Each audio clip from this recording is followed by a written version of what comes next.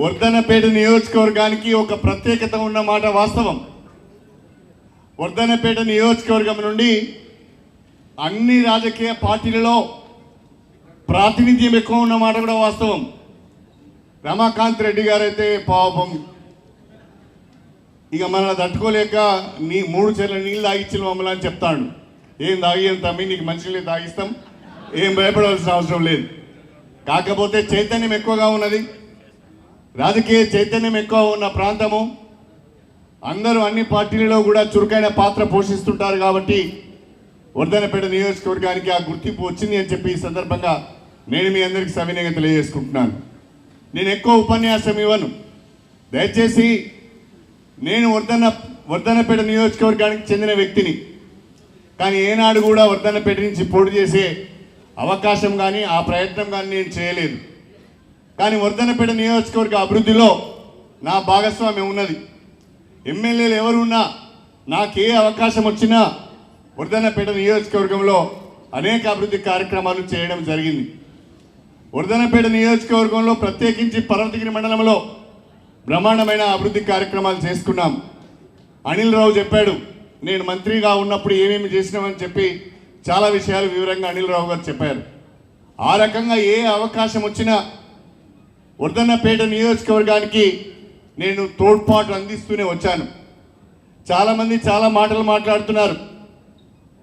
Doctor Kadiyam Kavya local కాదని మాట్లాడుతున్నారు. ఆ విధవలకు ఒక విషయం తెలియదు.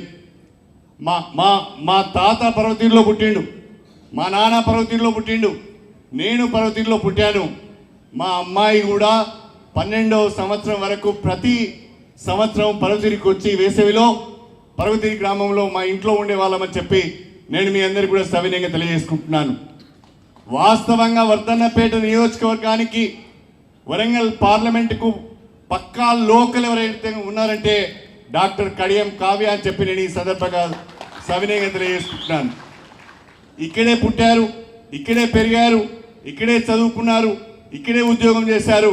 తాత ముత్తాతల ప్రాంతం కూడా ఇక్కడే అని చెప్పి మీ అందరికీ సవినయంగా తెలియజేసుకుంటున్నాను. మీరు కొట్టిన దెబ్బకు ఆయన చిన్న మెదడు చిట్టిపోయినట్టున్నది. ఏం మాట్లాడాలో ఆయనకు తెలియడం లేదు, పిచ్చి పిచ్చిగా మాట్లాడుతున్నాడు. బ్రహ్మాండంగా అవకాశాలు వస్తే ప్రజలకు అండగా ఉండాలి, అవకాశాలు వస్తే అభివృద్ధి చేయాలి, అవకాశాలు వస్తే రాజకీయాన్ని అడ్డం పెట్టుకొని వ్యాపారం చేసి రియల్ ఎస్టేట్ చేసి భూ కబ్జాలు చేసి ల్యాండ్ పూలింగ్లో రైతుల యొక్క భూములను లాక్కొని మండలానికి ఒక గెస్ట్ హౌస్ కట్టుకొని విలాసవంతమైన జీవితాన్ని గడిపిన నీకు వర్ధన్నపేట ప్రజలు నిజంగా చక్కటి గుణపాఠం చెప్పారని చెప్పి నేను ఈ సందర్భంగా తెలియజేస్తున్నాను. రాజకీయాలలోకి సేవ చేయాలనే ఆలోచనతో రావాలి, రాజకీయాలలోకి నియోజకవర్గాన్ని అభివృద్ధి చేయాలనే ఆలోచనతో రావాలి.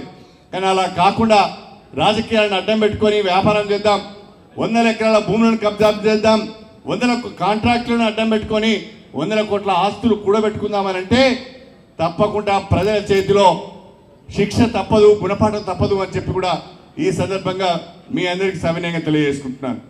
ప్రధానంగా ఒక విషయాన్ని మనం అందరం ఆలోచించాలి. ఈరోజు భారతదేశ ప్రజాస్వామ్య వ్యవస్థ ప్రమాదకరంగా ఉంది. భారతీయ జనతా పార్టీ భారతదేశంలో ఉన్న కులాల మధ్యన మతాల మధ్యన చిచ్చు పెట్టి మత విద్వేషాలను రెచ్చగొట్టి రాజకీయ పబ్బం గడుపుకునే ప్రయత్నం చేస్తున్నది. ఈ భారతదేశంలో ఉన్న బడుగు బలహీన వర్గాల వారు, పేద వర్గాల వారు స్వేచ్ఛగా బ్రతికే పరిస్థితి లేకుండా చేస్తున్నది. ఇవాళ దళితులపైన దాడులు జరుగుతున్నాయి, ముస్లింలపైన దాడులు జరుగుతున్నాయి, క్రిస్టియన్స్ పైన దాడులు జరుగుతున్నాయి, మహిళలపైన దాడులు జరుగుతున్నాయి, ఓబీసీలపైన బీసీలపైన కూడా దాడులు జరుగుతున్నాయి. దాడులకు గురి కాని వాళ్ళు ఎవరు లేరు. భారతీయ జనతా పార్టీ ఏ రకంగా వ్యవహరిస్తున్నది అంటే రేపు 3వసారి కనుక మళ్ళీ భారతీయ జనతా పార్టీ అధికారంలోకి వస్తే డాక్టర్ బిఆర్ అంబేద్కర్ గారు మనకు అందించిన రాజ్యాంగాన్ని మార్చేస్తామని చెప్తున్నారు. లౌకికవాదం అనే పదాన్ని తీసేస్తామని చెప్తున్నారు. సోదరుడు ఎంపీ పసుపు దయాకర్ గారికి స్వాగతం.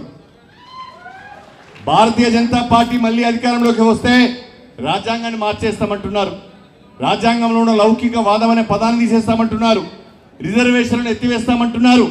మనకు భవిష్యత్తుకు భరోసా లేకుండా చేసే ప్రమాదము భారతీయ జనతా పార్టీ చేయబోతున్నది.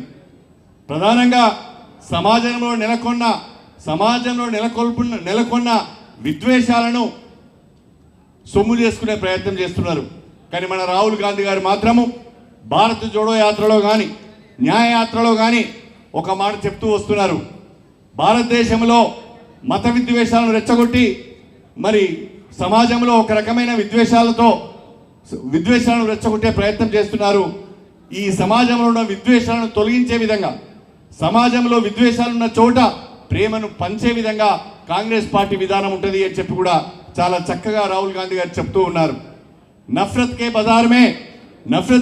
బజార్ మే మొహబ్బత్ కా దుకాన్ కోలేంగే అని చెప్పి ఇవాళ రాహుల్ గాంధీ గారు దేశవ్యాప్తంగా తిరిగి చెప్తున్న విషయాన్ని కూడా మనం అందరం కూడా గమనించవలసిన అవసరం ఉన్నది. భారతదేశంలో ఉన్న నిమ్న వర్గాలను, భారతదేశంలో ఉన్న బడుగు బలహీన వర్గాలను, భారతదేశంలో ఉన్న దళితులను, ముస్లింలను, క్రిస్టియన్లను, మహిళలను అందరినీ కూడా కాపాడుకోవాలి అంటే ప్రస్తుత పరిస్థితుల్లో కాంగ్రెస్ పార్టీని బలపరచవలసిన అవసరం ఉన్నది. కాంగ్రెస్ పార్టీని గెలిపించుకోవాల్సిన అవసరం ఉన్నది. భారతీయ జనతా పార్టీ దూకుడును కూడా అడ్డుకోవాల్సిన అవసరం ఉంది అని చెప్పి నేను మీ అందరికీ ఈ సందర్భంగా సవినయంగా తెలియజేసుకుంటున్నాను. వాళ్ళకు వేరే ఏమీ చెప్పుకోవడానికి లేదు. మేము తెలంగాణకి ఇది చేశామని కానీ, వరంగల్కి ఇది చేశామని కానీ, విభజన చట్టంలో పొందుపరిచిన హామీలను నెరవేర్చామని కానీ చెప్పుకునే నైతికత లేక, చెప్పుకునే పరిస్థితి లేక ఏమైనా అంటే దేవుని పేరు తీసుకొస్తున్నారు, ఏమనంటే గుళ్ళ పేరు తీసుకొస్తున్నారు. మనం భక్తులం కాదా? మనము శ్రీరామనవమి చేసుకోమా? మనము గుళ్ళకి వెళ్ళమా? అందరం కూడా భక్తులమే. అందరికి కూడా దేవునికి తెల్లారి లేచి దేవునికి ప్రతి ఒక్కరు కూడా మొక్కే వాళ్ళమే. దాన్ని కూడా రాజకీయంగా వాడుకునే ప్రయత్నం చేస్తున్నారు. దీన్ని తిప్పికొట్టవలసిన అవసరం ఉంది అని చెప్పి నేను మీ అందరికీ ఈ సందర్భంగా వర్ధన్నపేట నియోజకవర్గ కాంగ్రెస్ పార్టీ నాయకులకు, కార్యకర్తలందరికీ కూడా నేను ఈ సందర్భంగా ఒక విషయం చెప్పాలనుకుంటున్నాను. మీరు మొన్న కష్టపడి ఎమ్మెల్యేని గెలిపించుకున్నారు. నాగరాజు గారు మీకు ఎమ్మెల్యేగా ఉన్నారు. రేపు కడియం కావ్య గారిని మీరు నిండు మనసుతో ఆశీర్వదించి గెలిపిస్తే కడియం కావ్య కూడా మీకు అండగా ఉంటుంది అని చెప్పి ఈ సందర్భంగా తెలియజేస్తున్నాం.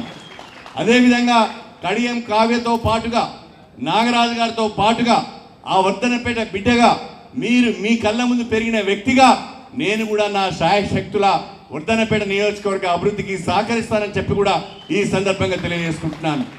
మీకు తెలియంది కాదు, మన వర్ధన్నపేట నియోజకవర్గంలో ఒకవైపు శ్రీరామ్ సాగర్ ప్రాజెక్టు ద్వారా కాకతీయ కాలువ ద్వారా కొత్త ప్రాంతానికి సాగునీరు వస్తున్నది. అదేవిధంగా శ్రీరామ్ సాగర్ రెండో దశ ద్వారా మరికొన్ని గ్రామాలకు, మరికొన్ని ప్రాంతాలకు సాగునీరు వస్తున్నది. అదే కాకుండా దేవాదుల ప్రాజెక్టు ద్వారా కూడా ఎగువ ప్రాంతాలకు సాగునీరు వస్తున్నది. నేను నాగరాజు గారు కలిసి కడియం కావ్యాన్ని కూడా మీరు గెలిపించినట్లయితే మీ ముగ్గురు కలిసి స్థానిక నాయకులందరితో, అందరి సహకారంతో వర్ధన్నపేట నియోజకవర్గంలోని ప్రతి గ్రామానికి, ప్రతి ఎకరానికి గోదావరి జలాలు అందించే బాధ్యత మాది అని చెప్పి నేను ఈ సందర్భంగా మీ అందరికీ కూడా సవినయంగా తెలియజేసుకుంటున్నాను. ఆనాడు మనం రిజర్వాయర్లు కట్టుకున్నాం. ఆ రిజర్వాయర్లోకి నిండుగా నీళ్లు రావడం లేదు. కాలువలను బాగు చేసుకోవాల్సిన అవసరం ఉన్నది. ఆ కాలువలను బాగు చేసి మీ రిజర్వాయర్లను, మీ చెరువులను నింపి ప్రతి ఎకరానికి సాగునీరు అందించే విధంగా మేము ప్రయత్నం చేస్తామని చెప్పి కూడా ఈ సందర్భంగా తెలియజేసుకుంటూ, వర్ధన్నపేట నియోజకవర్గ కార్యకర్తలందరికీ ఎల్లప్పుడూ నాగరాజు గారికి తోడుగా నేను కూడా ఉంటానని చెప్పి ఈ సందర్భంగా మరొకసారి గుర్తు చేస్తూ, ఈ అవకాశం కల్పించిన మీ అందరికీ హృదయపూర్వకంగా ధన్యవాదాలు తెలుపుకుంటూ, ఒక్కసారి డాక్టర్ కడియం కావ్యను మీకు పరిచయం చేస్తున్నాను.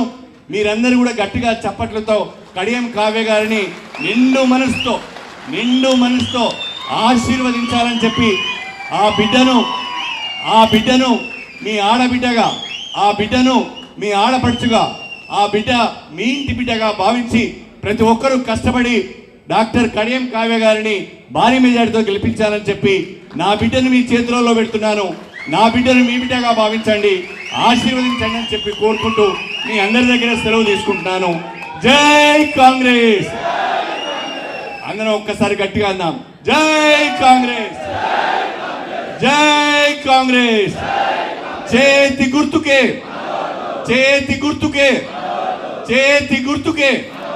అందరికీ నమస్కారం.